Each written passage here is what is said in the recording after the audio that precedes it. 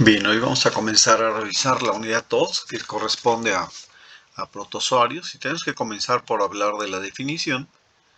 Etimológicamente, la palabra protozoario significa o se descompone en dos raíces que son protos, que significa primero, y zoos, que significa animal. Biológicamente, tenemos que considerar que los protozoarios son organismos eucariontes, es decir, tienen su material genético atrapado en una estructura que es el núcleo, y pueden tener la capacidad para desarrollar cualquier actividad de un ser viviente utilizando una sola célula. De manera que en el caso de los protozoarios existe una gran cantidad de estos en la naturaleza. Se calcula alrededor de 45.000 en existencia. Una reducida proporción de ellos son organismos parasitarios. Se calcula que son alrededor de unos 500 tipos. La gran mayoría de ellos viven en el agua, tienen un papel bastante importante en la naturaleza, ya que contribuyen a la producción de oxígeno, siendo integrantes del zooplancton. Y en el caso de los parasitarios, su hábitat principal es el tubo digestivo, aunque pueden parasitar prácticamente cualquier área del cuerpo. En general, los protozoarios son organismos muy pequeños. Sus dimensiones pueden variar desde 4 micrómetros hasta 250 micrómetros, siendo un desafío sobre todo el encontrar físicamente a los primeros, pero podemos encontrar que algunos de los protozoarios de vida libre pueden llegar a alcanzar a medir medio milímetro, ¿sí? De manera que en general son microscópicos, pueden presentar una forma muy variable. Podemos encontrar desde los que presentan un aspecto amiboide, como ocurre con este trofozoito de tricomonas adherido a la mucosa de los genitales, o este trofozoito de amiba, que de hecho deriva su denominación de una ausencia de forma fija, de manera que son organismos pleomórficos en este caso. Podemos encontrar variantes como esta estructura quística de una amiba, que es una forma esférica, formas ovaladas que mantienen un patrón fijo, en este caso con un ciliado, o formas con el aspecto de una pera, como estos organismos del género Babesia que viven dentro de los eritrocitos. En general, entre los protozoarios tenemos que distinguir dos tipos de fase.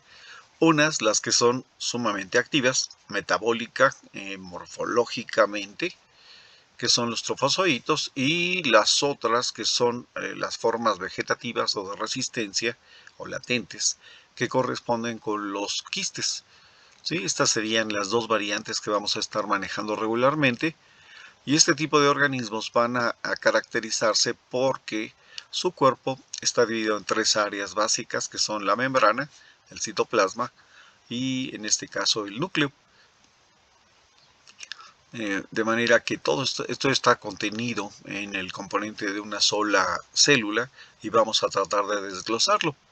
En el caso de la membrana, pues sabemos que se trata de una estructura bastante singular, eh, que tiene como función mantener la forma del cuerpo de los protozoarios, brindar alguna protección al mantenerse como un límite del interior y el exterior del cuerpo, favorecer los procesos de alimentación de diversas maneras, facilitar la locomoción, desarrollando movimientos asociados a estructuras muy definidas, a combinación de estas, o simplemente a una estrategia de contracción del citoplasma que les permite recorrer pequeñas distancias a algunos de ellos. También, en el caso de la membrana, está involucrada con procesos de expulsión de materiales residuales o con la liberación de sustancias que les resultan de utilidad, por ejemplo, como las enzimas o las toxinas. Y también, en el caso de la membrana, está relacionada con la percepción de estímulos, tanto de tipo físico como de tipo químico, lo cual le permite generar una reacción de tipo defensiva o de tipo atractivo. Los sistemas de locomoción para los protozoarios, decíamos, corresponden en principio a formas sencillas pero efectivas, como el deslizamiento. Este deslizamiento se asocia con la contracción del citoplasma en organismos bastante especializados, lo cual le permite recorrer pequeños tramos para poder encontrar células hospederas y poderse desarrollar. El sistema de órganos de locomoción más primitivo corresponde con los pseudópodos. En este caso se trata de la emisión de proyecciones del citoplasma a través de la membrana, que permite formar órganos locomotores primitivos que tienen formas variables y que le permiten acercarse a las células hospederas o acercarse a sustancias que les resulten de interés a los protozoarios. Después tenemos los flagelos, que serían proyecciones muy largas de la membrana y del citoplasma, que se caracterizan por ser poco numerosas, muy largas en este caso, y que en algunos casos pueden estar relacionadas con otro elemento que contribuye a la locomoción, que es la membrana ondulante, la cual se comporta como una pequeña aleta y le brinda cierta dirección a los movimientos de estos organismos. Los protozoarios más evolucionados utilizan a los cilios como órganos de locomoción. Estos se caracterizan por ser de corta longitud y presentarse formando bandas muy numerosas de estas estructuras. Estos también se caracterizan por ser proyecciones de la membrana y contribuir a la movilidad muy potente de estos organismos. ¿Sí? Así que aquí tenemos un ejemplo de un protozoario que usa los sistemas de deslizamiento como sistema de locomoción.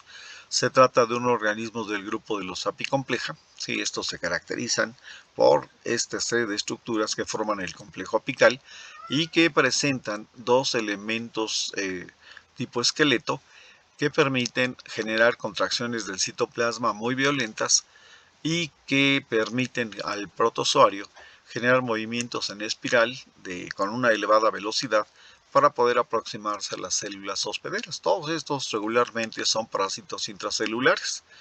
En este caso tenemos el ejemplo de un protozoario que utiliza los pseudópodos como elemento de locomoción.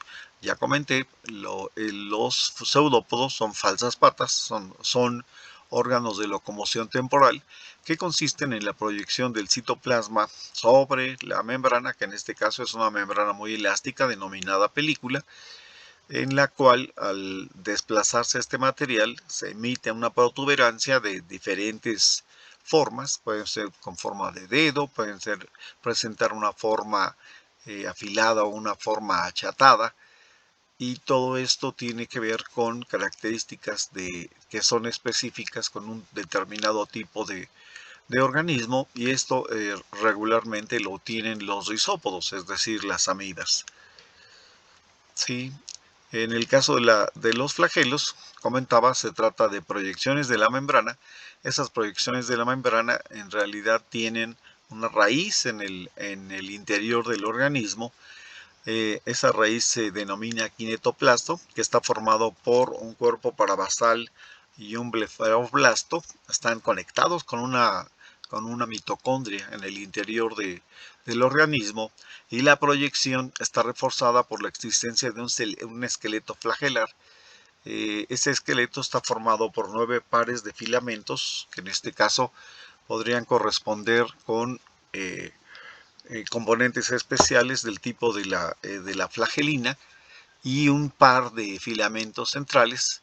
¿Sí? De hecho, los flagelos tienen un elemento que permite dirigir el movimiento. Estos movimientos son bastante especiales. A esa estructura se le denomina axonema. De manera que regularmente los flagelos son estructuras poco numerosas. Aquí podemos ver este protozoario, que es Giardia lamblia, tiene 8 flagelos. Podemos encontrar organismos con 3 o 4 flagelos, y finalmente podemos encontrar organismos que tienen solamente un flagelo. ¿Sí? De modo que estos elementos son muy característicos de ellos. En este podemos destacar, que es una tricomona, podemos destacar que uno de los flagelos está acompañado por esta estructura con aspecto ondulante, que realmente es una membrana que conecta la superficie de la célula con otro flagelo y brinda esa característica que señalaba yo hace un momento de un movimiento tipo aleta.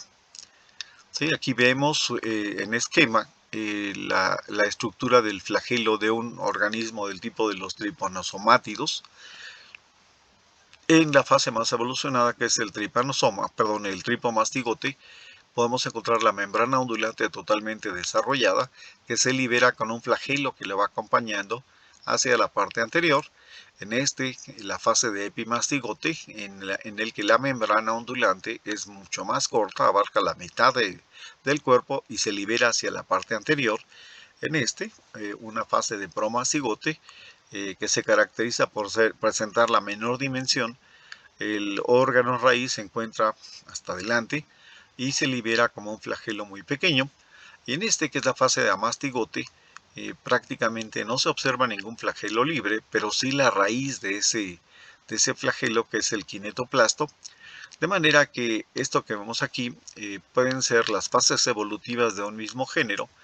Podría ser el caso de Trypanosoma cruzi, en el que las dimensiones del flagelo va a ser bastante variable, y esto pues durante mucho tiempo dio pie a muchísima confusión, pues se creía que se trataba de parásitos totalmente diferenciados, cuando en realidad se trata de fases evolutivas del mismo ciclo del protozoario. Y aquí vemos uno de esos organismos muy evolucionados. En realidad son los ciliados, esos organismos muy evolucionados, y ellos se caracterizan por presentar bandas de cilios. De hecho, los cilios serían protuberancias del citoplasma sobre la membrana. Ellos también presentan un esqueleto interior, y ese esqueleto está formado por tubulina. ¿Sí? En su base presentan cuerpos basales. Esos cuerpos basales están conectados también con mitocondrias y liberan de una forma muy pausada y muy organizada la energía, y le brindan al protozoario una gran movilidad, una movilidad bastante potente y también muy regulada, de manera que los cilios se presentan en números muy abundantes y generan esta movilidad tan especial. En el caso del citoplasma, pues básicamente es el contenido de la célula, y lo podemos subdividir en ectoplasma y endoplasma. El ectoplasma regularmente se encuentra en fase de solución y le permite a la célula sufrir variaciones rápidas e importantes, mientras que el endoplasma se encuentra en fase de gel y contiene todos los organelos. ¿Sí? De manera que ambos componentes del citoplasma resultan de gran importancia. Y en cuanto a los organelos que podríamos encontrar en el endoplasma, el primero importante serían las mitocondrias. Hay que recordar aquí, las mitocondrias están asociadas a la liberación de energía, son elementos autorreplicantes, y los protozoarios pueden tener de una hasta cientos o miles de mitocondrias y estar presentes esas mitocondrias. El segundo tipo de componente podrían ser los lisosomas. Las células de protozoario tienen lisosomas. Hay que recordar, los lisosomas contienen una gran cantidad de enzimas y son prácticamente el estómago de la célula del protozoario, y resultan de gran importancia.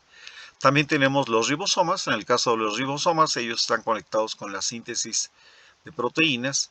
Los protozoarios presentan estos componentes, y a veces esos componentes están conectados con el retículo endoplásmico, ¿sí? De manera que puede existir un retículo endoplásmico rugoso asociado con ribosomas, o puede ser un retículo endoplásmico liso que carece de ribosomas.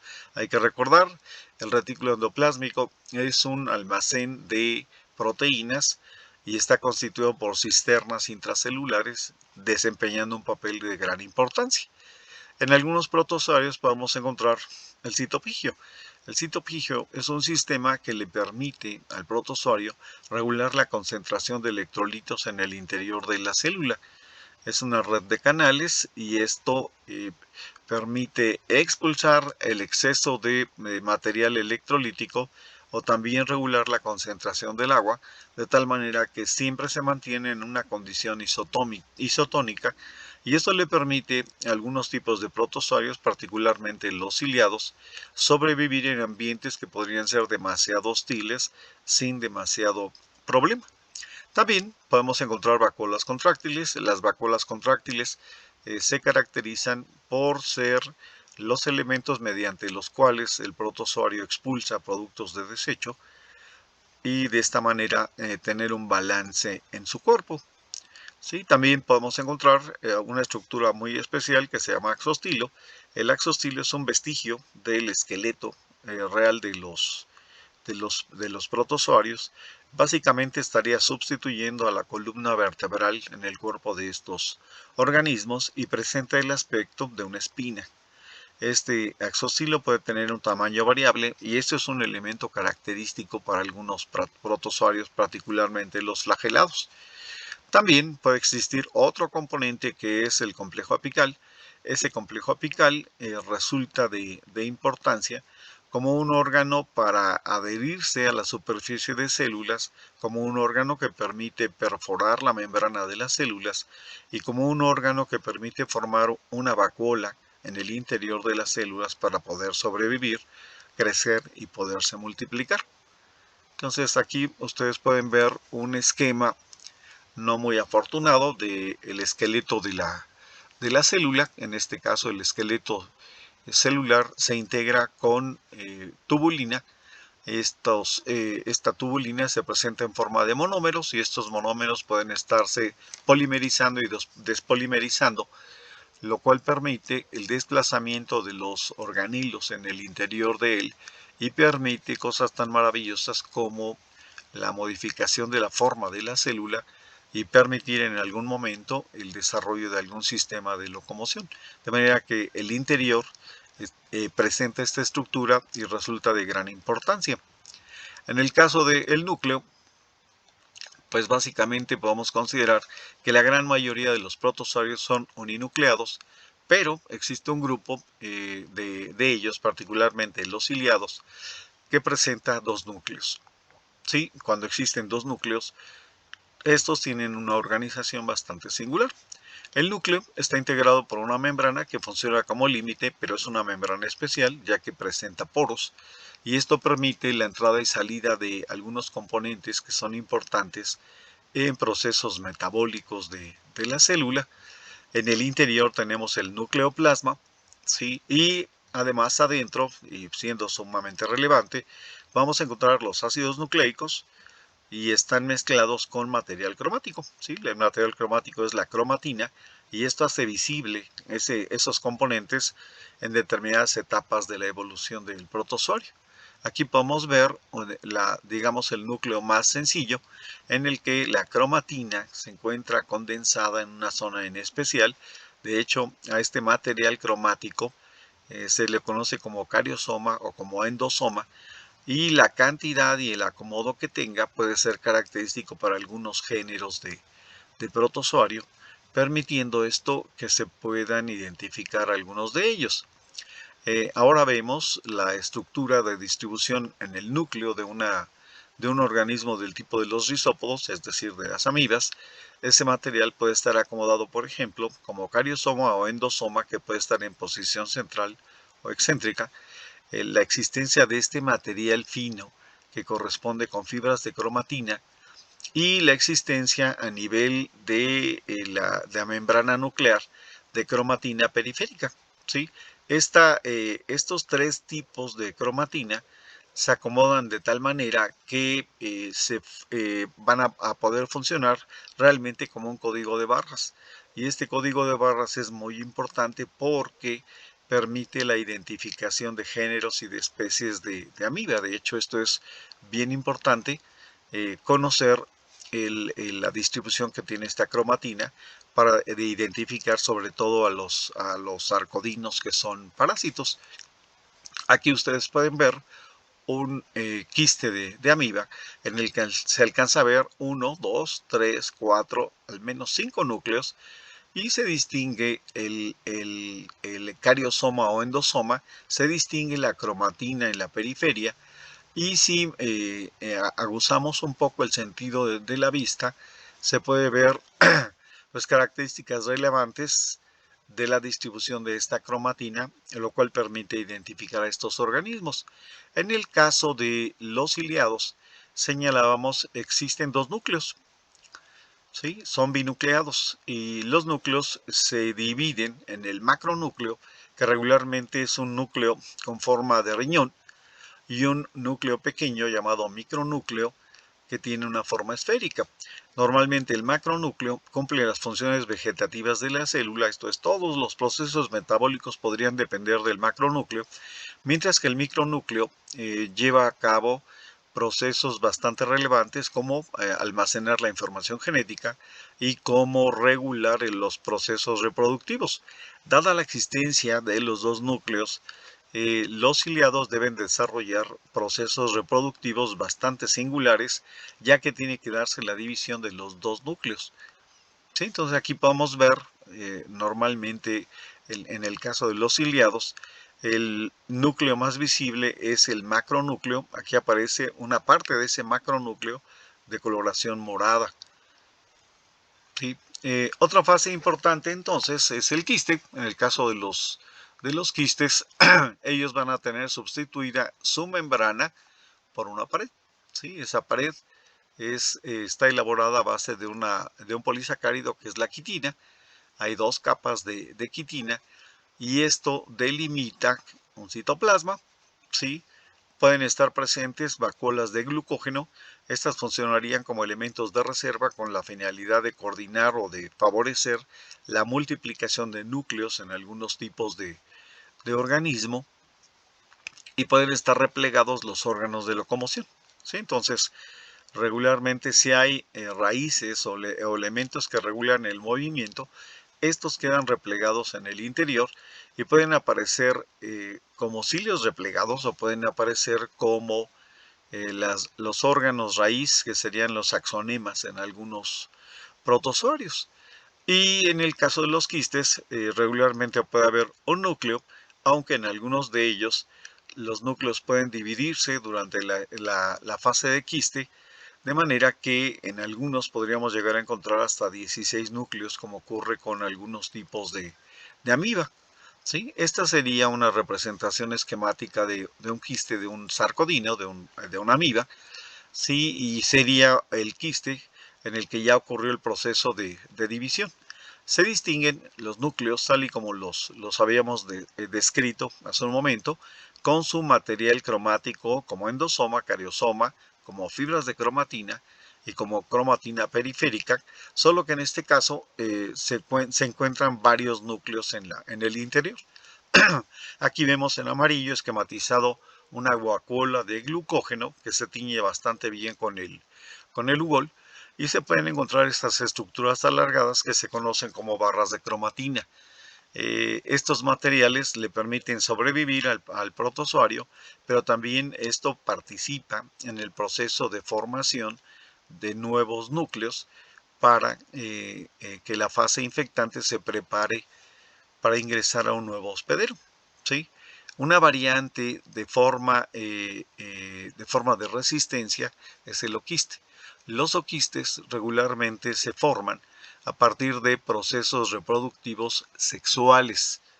¿Sí? Estos oquistes básicamente serían los huevos o cigotos que han evolucionado en el interior de estas paredes de quitina, ¿sí? Pero que se han originado derivados de la reproducción gametogónica. En su interior va a ocurrir un proceso de reproducción de tipo esporogónico, de tipo asexual, en el que el resultado va a ser la conversión de esto, que originalmente fue el huevo cigoto, que se denomina esporonte en el interior del hospedero, que ya en esta estructura recibe la denominación de cuerpo plasmático, que va a sufrir una división fuera del cuerpo del hospedero para dar origen a este tipo de fases. A este tipo de fases se les da la denominación de esporozoitos.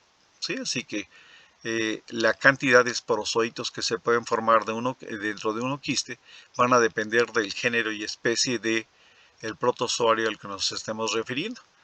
Y vistos ultraestructuralmente, aquí tenemos procesados con microscopía electrónica de barrido la superficie de un oquiste, en la que en realidad se ve que está integrado por láminas de quitina que están unidas por medio de proteína, que contienen otras estructuras menos complejas que se llaman esporoquistes. ¿Sí? Aquí podemos ver un esporoquiste en el que se han desprendido las láminas que lo integran y finalmente que liberan los esporozoitos. ¿Sí? Aquí se requiere que haya la acción del ácido clorhídrico de las enzimas digestivas específicas de especie para producir el fenómeno de exquistación o desenquistamiento. Y pues estas son las características más relevantes que presentan la morfología y estructura de los protozoarios. Con esto nosotros podemos entender de una forma razonable las características de ellos. De manera que concluye nuestra explicación.